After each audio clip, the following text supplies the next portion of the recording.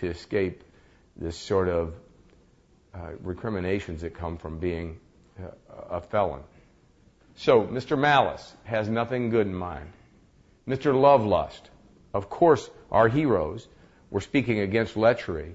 So if they were speaking against lechery, they'd be speaking against love lust. Why? It's a shameful thing. You're not permitted to do it. Remember, the scripture says if you look on a woman to lust after her, you've committed a sin. Okay? That's a pretty tight standard. But Christ has done that because he explained it that way, because the Jews were priding themselves on the fact that even though they lusted after the women, they didn't actually fornicate with them. And Christ said, well, that's not the standard, really. You don't get it. There's a spiritual idea behind this, that you're not allowed to lust after a woman, to want her without committing a sin. So, Mr. Lovelust, Mr. Live Loose, everybody wants to do that, right? I mean, I run into men all the time. I don't hear women say it, but I run into men all the time who want to make sure their wife toes the mark, but they want to, a little freedom when they're on a business trip, to live like they want, to go with the boys to the topless bar or whatever. I mean, it's just shameful when you confront that and say, well, it'll be all right if your wife did that. That's what I usually say. Well, let's suppose that your wife, Mary Ann, is in San Francisco for that attorney's convention. You're not going to have any problem if she goes, right, and spends a little money at that. Well, they don't like that idea. Well, besides being hypocrites, you see, they really show you that they still have a conscience about everybody else's behavior but their own. They somehow, the further they are away from home, the more they have a license to be wretched and sinful. Mr. High Mind. I run into these guys lots of times, guys who think very highly of themselves. He's very well much the brother to Mr. Heady. Guys who just look at you and say, well, I think that's fine, Bill, but after all, I'm a doctor and a lawyer and an Indian chief, and I actually own a plastics company. So what? I don't, any moron can own a plastics company. But if you talk to the morons, they're very high-minded. They sort of have a very high view of their achievements in this world, and I have to really try to explain to them how low an estimation I have of their achievements in this world. Well, that's always a good start to a dinner conversation. But why do I do it? You have to be truthful with these people. You do it in the nicest way possible, but how is the guy ever going to see the light if I just keep nodding yes, that everything's okay with the way he thinks? If I think he's crazy, I want to let him know he's crazy. Mr. Enmity, very much like Mr. Malice, just hate you. The world hates you. They hated Christ without a cause. They hated the Apostle Paul. They hated the original disciples. They should hate us. Mr. Liar, told you, those folks are everywhere. It can be half-truths, quarter truths. People, if you talk to guys and ask that question, what's the difference between a half-truth and a quarter truth? They'll have an explanation for you. I just know there's only two kinds. There's truth and lies. Now, when I say that, they say, well, do you never stretch and tell Lois something that's not quite true? When I do that, I sin. That's what I try to explain to them. That would be a sin. I'd be lying then. See? It isn't the case where I get to do something and I'm a little bit better and I've got a three-quarters truth. It's either the whole truth or it's a lie. There are no other boundaries. Mr. Hate Delight, yeah, and Mr. Implacable. Sometimes you run into this fellow and you can really realize that it takes the grace of God to get through to somebody. The guy will be implacable. You can talk to him all night logically about what he believes and about how it doesn't add up and all of those things. You might say, let's suppose you're greedy and you get everything you want. I give you $5 million today. Will that satisfy you? No, he won't be satisfied. You explain to him if he won't be satisfied with 5, would he be satisfied with 10? No.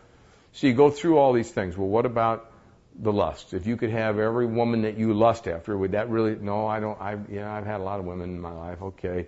But finally, you're showing him the futility of everything he really wants. Now, you own a big boat, right? Yeah, 85-footer. You own a big boat. You want to own a bigger one? Well, it'd be nice. But do you like the one you have? No, it's too much work. So we're going to get a bigger one. Okay. See, I'm always trying to say to them, doesn't it look like you're not thinking very well? Forget the fact that you're not a Christian. You're not even thinking well about what your little philosophy of life is. And finally, they'll stop the conversation and say, you know, Bill, I appreciate what you said, but you're not going to change my mind about anything.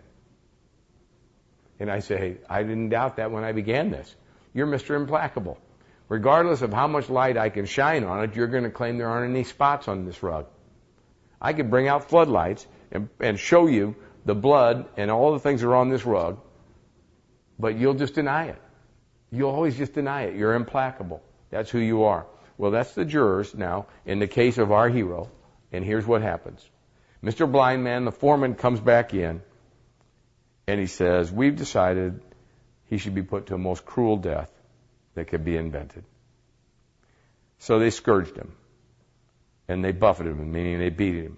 Then they lanced his flesh with knives, and after that they stoned him with stones. And then they took their swords and pricked him with their swords just for the fun of it. If a man was really suffering like that, could you get any joy out of just doing that? Well, of course you could if you're the wrong kind of man. Look what happened to Christ. He was thirsty. He finally says on the cross, nearly 6 hours in, I thirst. And somebody offers him vinegar. Yeah, people know how to be cruel. Watching a man pull up on nails to catch his breath, watching him struggle like that, and standing down below and talking about world affairs. Men are very cruel and very capable of the grossest cruelty. And last of all, after they used their swords on him, they burned him at the stake. This is how Faithful came to the end. Now, in Bunyan's mind, he saw Elijah's chariot come down from heaven and pick Faithful up and take him to his reward. And then Bunyan writes this little thing. Brave Faithful, bravely done in word and deed.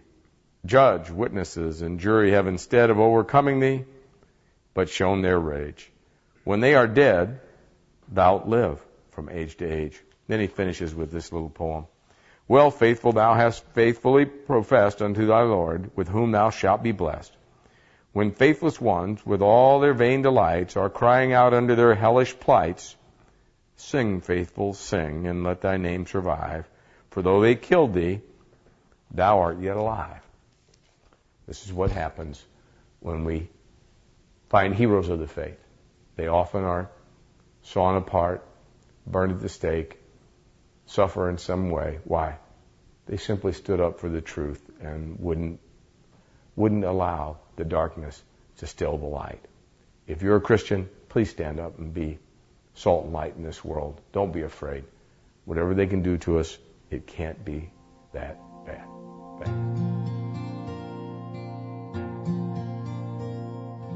As I traveled on my journey, You know, as we proceed with the story now, Faithful's dead. He's in heaven. Christian's still going on in his pilgrimage. And Bunyan doesn't want him to be alone. So he brings another character in the story named Hopeful. And Hopeful turns out to be just like Faithful, a very good fellow and a good companion. It's nice when you have Christian companions. I know now that Charles Moore, the pastor, well, soon to be former pastor of Winnetka Bible Church, and I have become really close friends. And I'm very grateful that God brought him along. I needed a good friend. And Charles is that friend. So I'm kind of in concert here with Bunyan and his thinking. Now I saw in my dream that Christian went not forth alone, for there was one whose name was Hopeful. And what had happened is, Hopeful had lived in Vanity Fair, and he saw the life of Faithful, and the life of Christian, and God used that to convert him. And it's very important that we get that idea that your life counts. If you're a Christian, when you stand up for righteousness in your workplace or in the streets, people are watching. Even if you suffer and feel like you've lost, many times people will come back years later and tell me, one time at a funeral you said something to me and it made me so mad at you. And they'll say those things, and then they'll say, but now, just as last year, God used it to convert me. And yesterday I was reading a book by a fellow very good, Richard D. Phillips. If you ever see a book by Richard D. Phillips, it's a reliable one. And he said, When he was an unconverted person, he moved into an apartment in, I think it was Sacramento, and a woman was moving out next door. And as he helped her with one box of books to her car, and she turned and said to him, "Now, if you're looking for a church to worship in," and he let her know by his language he wasn't interested in any church. He was an unconverted man. He wasn't interested. But within 6 months, God would have converted him, and he remembered where that church was because she'd mentioned it to him. And he attended that church, heard the gospel, and came to Christ. Well, those are the things. He wanted to know if that woman ever knew about it, and I'm sure she didn't. In fact, he said it upset her the way he reacted. She stammered and did those things. But if you think that things that you say and do as a Christian are inconsequential, you're wrong. If you go along with the crowd and laugh at a dirty joke, it means something. If you stand up against it, it means something. Should you expect to suffer if you stand up against those things? Of course you should, a little bit. They might not allow you into their group. Big deal. You might eat at the lunch table alone. Big deal. Sometimes God does this. Most of the people will turn against you, but God will also have a hopeful in the group who will become your friend and a good friend because the hopefuls saw how faithful died. That his life meant something. His life wasn't meaningless. It had, in fact, given birth to hopefuls, conversion. So they start off together, and the next time you tune back in, we're going to be talking about a guy named Mr. By-Ends who comes from a town of fair speech. And I had it written right in my little book, Winnetka. So I've always thought of Winnetka as the town of fair speech, a place where people talk about Christian things and don't really care about Christian things very much. Now, if you're in Winnetka and mad at me over that, call me and I'll talk to you about it. But it could be anywhere. It might be in my home that this is a center of fair speech, a town of fair speech, where I talk about Christian things and don't live the Christian things. May it be better in your home. May you and I learn to not want to be called citizens of fair speech. Tune in next time and we'll go a little further with this. Thank you. As I traveled on my